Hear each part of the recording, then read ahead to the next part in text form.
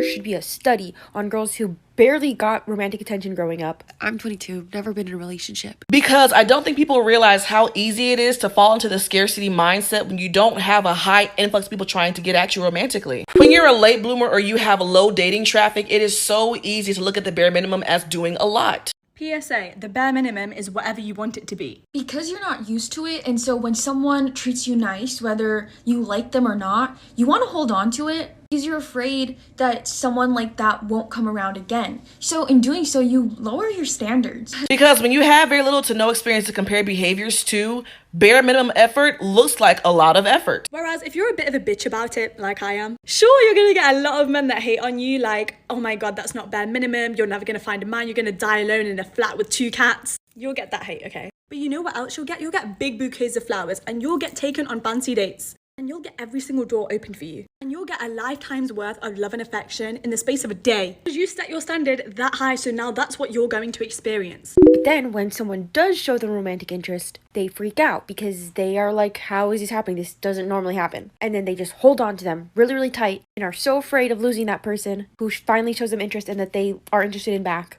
Because that's rare. That barely happens. You're used to having nobody hitting you up, but now you have somebody inconsistently hitting you up every few days. That feels like a lot of effort. And the fear of uncertainty of somebody else coming along after this person will make their effort look like even more effort. Of course, you deserve more than the bare minimum. We all know that. However, when you hardly get any attention or any interaction as is, it just makes it even harder to be able to walk away. Because for some people, it isn't as easy as just going out and finding another person to talk to and be with. For some, walking away means walking away into being alone for months at a time. But then when they lose that person, it feels like it's confirming beliefs from far before. Just keeps you stuck in this perpetual cycle. And the higher standard you set for your bare minimum, the more high quality men you will attract. All of your dating experiences are a result of what you decide to tolerate. So if you decide to be super polite and keep the basic bare minimum standard, which we'll call 10%, which is just respect and loyalty, then a man only has to go 15% to impress you. And then you'll be stuck there at 15%. Meanwhile, other girls are out here with 100% getting spoiled every single day. It's your choice. And I know that that first relationship is going to be filled with a lot of childlike wonder, and I felt no pressure to prove to him that I knew what love was. I felt no pressure to prove to him that I was a good partner. Like I was just in it for the ride, and I was like building a friendship with this person and like figuring out who he was while figuring out who I was. Because I had never been in love, I had no expectation of what it was going to be. I was fully just in the moment. But it is a little bit scary to think about the fact that more likely than not, the other person won't be experiencing love in that same way.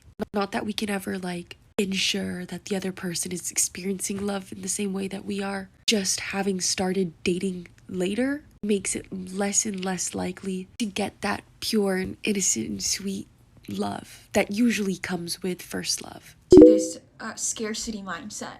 Because you're not used to it, and so when someone treats you nice, whether you like them or not, you want to hold on to it because you're afraid that someone like that won't come around again. So in doing so, you lower your standards, and it just kind of sucks. So I'm trying to work on shifting to an abundance mindset, which isn't easy, especially when that's something that you've learned like your whole life. But if this is something that you want to unlearn, follow along with me. I'm going to try to be giving more tips on how to work on that.